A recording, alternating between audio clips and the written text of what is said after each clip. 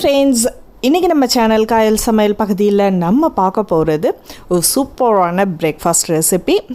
அது நம்ம லஞ்சுக்கும் பசங்களுக்கு கொடுத்து விடுற மாதிரி இன்றைக்கி சூப்பராக எப்படி செய்யலாம், அதுவும் நல்ல ஒரு ஹெல்த்தியாக எப்படி செய்யலாம் அப்படின்றதான் இன்றைக்கி வீடியோவில் நம்ம பார்க்க போகிறோம். காலை நேரத்தில் எல்லாருக்குமே பரபரப்பாக இருக்கும். அதாவது ஸ்கூலுக்கும் சரி, ஆஃபீஸ்க்கு போகிறவங்களா இருந்தாலும் சரி, ஏதாவது சீக்கிரமாக செய்யணும் அப்படின்ட்டு தான் பார்ப்பாங்க. ஸோ இதை நம்ம பிரேக்ஃபாஸ்ட்டாகவும், ஹெல்த்தி பிரேக்ஃபாஸ்ட்டாகவும், ஹெல்த்தி லஞ்ச் பாக்ஸாகவும் நம்ம கொண்டு போகலாம். ஸோ இந்த வீடியோவை கடைசி வரைக்கும் பாருங்கள். இதில் சட்னி எப்படி செய்கிறது, சாம்பார் எப்படி செய்கிறது அப்படின்றதையும் இந்த வீடியோவில் நம்ம பார்க்கலாம். இப்போ எப்படி செய்யலாம் அப்படின்றத பார்க்க போகிறோம். முதல்ல இதுக்கு பச்சை அரிசி 1 கப் அளவுக்கு எடுத்திருக்கேன். ஸோ அதை நல்லா அலசி எடுத்து வச்சுருங்க. இது கூட 1 கப் அளவுக்கு ஓட்ஸு, 1 கப் அளவுக்கு சிறுபருப்பு நல்லா வறுத்துட்டு நல்லா அலசி எடுத்து வச்சுருக்கேன். ஸோ வறுத்து நம்ம யூஸ் பண்ணும்போது நல்ல வாசனையாக இருக்கும். இப்போ மொத்தமாக 3 கப் அளவுக்கு விட்டுருக்கேன். இதில் நீங்கள் 8 கப் அளவுக்கு தண்ணி தாராளமாக சேர்க்கலாம். இதை அலசிட்டு நம்ம ஒரு 15-20 நிமிஷம் இதை அப்படியே நல்லா ஊறட்டும். அந்த டைமில் நம்ம காய்கறியெல்லாம் நறுக்கி வச்சுக்கலாம். இதில் பச்சை பட்டாணியில் இப்போ நிறைய கலர் சேர்க்குறதுனால நல்லா அலசிடுங்க தனியாக. அந்த பச்சை பட்டாணி ஒரு 1/4 கப் அளவுக்கு, பீன்ஸ் ஒரு 2-3 பீன்ஸை பொடிசாக நறுக்கி போட்டுங்க. இஞ்சி ஒரு சின்ன துண்டு, கேரட் 1 கேரட் அதையும் பொடிசாக நறுக்கிங்க. சீரகம், மிளகு அதையும் இதோட 1-2 தட்டி இதோட சேர்த்துக்குங்க. இதோட 1 டேபிள் ஸ்பூன் அளவுக்கு நெய் அல்லது குக்கிங் ஆயில் 1 டேபிள் ஸ்பூன் அளவுக்கு விட்டுங்க. நம்ம இப்படியே குக் பண்ணால் ஒயிட்டாக இருக்கும். ஸோ அதனால் கொஞ்சம் மஞ்சள் கலர் சேர்த்தோம்னா பார்க்குறதுக்கு ரொம்ப நல்லாயிருக்கும். ஸோ இதை குக்கரில் வச்சு ஒரு 3-4 விசில் வேக வச்சுடுங்க. இந்த டைமில் நம்ம இதுக்கான சட்னியை ரெடி பண்ணலாம். மிக்ஸி ஜாரில் 1 கப் அளவுக்கு துருவின தேங்காய், 1 கப் அளவுக்கு பொட்டுக்கடலை, ஒரு 2 பல் பூண்டு, 2-3 பச்சை மிளகாய், உங்கள் கார தேவைக்கு நீங்கள் இதை சேர்த்துக்கலாம். இது கூட நீங்கள் விருப்பப்பட்டால் ஒரு சின்ன துண்டு இஞ்சி சேர்க்கலாம். அதுவும் நல்ல டேஸ்ட்டு கொடுக்கும் உங்களுக்கு. இது கூட தேவையான அளவுக்கு உப்பு, புளி ஒரு சின்ன துண்டு, இல்லைன்னா மாங்காய் ஒரு சின்ன பீஸ் சேர்த்தாலும் ரொம்ப ருசியாக இருக்கும். இதை நம்ம மிக்சியில் அரைச்சி எடுத்துடலாம். இப்போ கொரப்பாக இருக்கும். அதை நல்லா அரைச்சிட்டு தேவையான அளவுக்கு தண்ணி விட்டு திரும்பவும் அரைச்சி எடுத்துருங்க.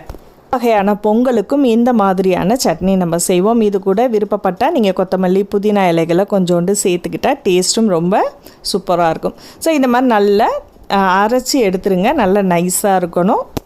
இது நார்மலாக செய்யக்கூடிய சட்னி தான். ஆனால் நமக்கு இதை ஒரு 1/2 ஹவரில் நம்ம ரெடி பண்ணும்போது ஒன்று மாற்றி ஒன்று எல்லா வேலையும் சீக்கிரம் பண்ணிட்டோம்னா ஈஸியாக இருக்கும். இதோட தாளிப்பும் நார்மலாக நல்லெண்ணெய் விட்டு தான் தாளிக்கணும். 1 டேபிள் ஸ்பூன் அளவுக்கு நல்லெண்ணெய் விட்டுருக்கேன். இதில் கடுகு, சீரகம் போட்டு காஞ்சதுக்கப்புறம் இதில் காஞ்ச வத்தல், கருவேப்பிலை, இந்த தாளிப்பை அப்படியே எடுத்து சட்னியில் ஊற்றிட்டா சுவையான சட்னி ரெடி.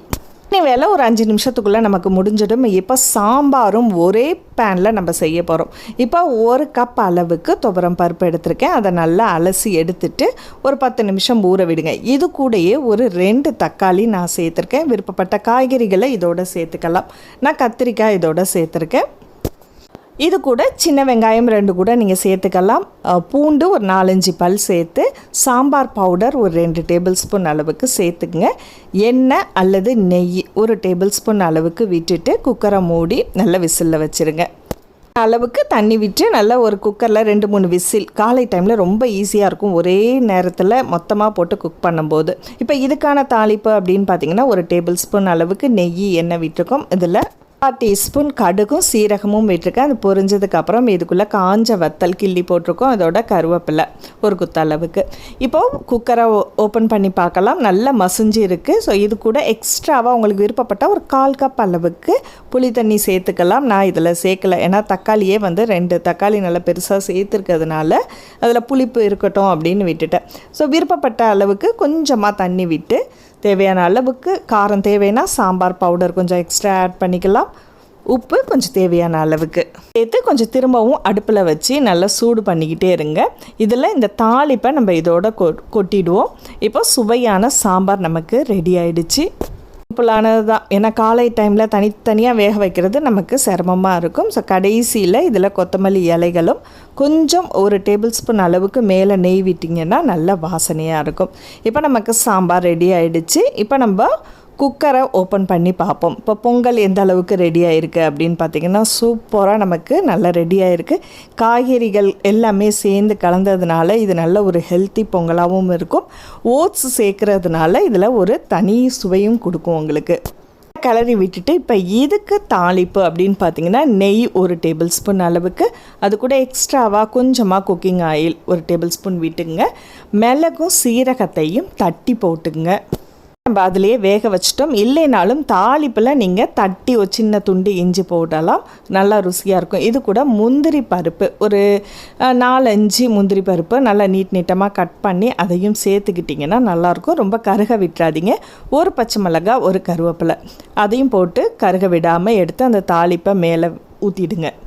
கொல கொலன்னு இருக்கிறதுனால சாப்பிடும்போது பசங்களுக்கு ரொம்ப நல்லாயிருக்கும். அதாவது சுட சுட தான் சாப்பிடணுன்றது இல்லை, லஞ்ச் பாக்ஸுக்கு கொடுக்கும்போது நல்லா கெட்டியாக இருக்கும். ஆனால் சாம்பாரும் சட்னியும் மிக்ஸ் பண்ணி சாப்பிடும்போது லஞ்சுக்கு அந்த கொல கொலப்போட நல்லா சாஃப்டாக இருக்கிற மாதிரி தான் இருக்கும். எங்களுக்கு இந்த மாதிரி கட்டியான சாப்பாடு பிடிக்காது. அப்படி உள்ளவங்க என்ன பண்ணுங்கன்னா கொஞ்சம் எக்ஸ்ட்ராவாக இன்னும் கடைசியாக கொஞ்சம் தண்ணி விட்டு நல்லா கொல கொலன்னு வேக வச்சுட்டு அதை கூட நீங்கள் ஆட் பண்ணிக்கலாம். நெய் கொஞ்சம் மேலே ஊற்றி வச்சிங்கன்னா சாப்பிடும்போது பசங்களுக்கு ஈஸியாக இருக்கும். வீட்டில் சாப்பிடும்போதும் வீட்டில் தானே சாப்பிட்றோம் அப்படின்ட்டு சும்மா ஒரு தட்டில் எடுத்து வச்சு சாப்பிட்றத விட இந்த மாதிரி ஒரு சின்ன பவுலில் நல்ல நெய்யை தடவிட்டு அந்த பவுலை கவுத்தி விட்டிங்கன்னா பார்க்குறதுக்கும் நீட்டாக இருக்கும். சாப்பிடும்போதும் நமக்கும் ஏதோ ஒரு ஹோட்டலில் உட்காந்து சாப்பிட்ற மாதிரியான ஒரு ஃபீலிங் வரும். சுவையான ஹெல்த்தியான காய்கறி ஓட்ஸ் பொங்கல் நமக்கு ரெடி ஆகிடுச்சு. இது கூட சாம்பாரும் சட்னியும் செம்ம டேஸ்ட்டாக இருக்கும். ஸோ கட்டாயமாக உங்கள் வீட்டில் ட்ரை பண்ணி பார்த்துட்டு உங்கள் கருத்துக்களை ஷேர் பண்ணுங்கள். காயல் சமையல் பகுதி உங்களுக்கு பிடிச்சிருந்துச்சுன்னா சப்ஸ்கிரைப் பண்ணிவிட்டு நண்பர்களுக்கும் ஷேர் பண்ணுங்கள். அடுத்த ஒரு இன்ட்ரெஸ்டிங்கான வீடியோவில் சந்திப்போம். நன்றி.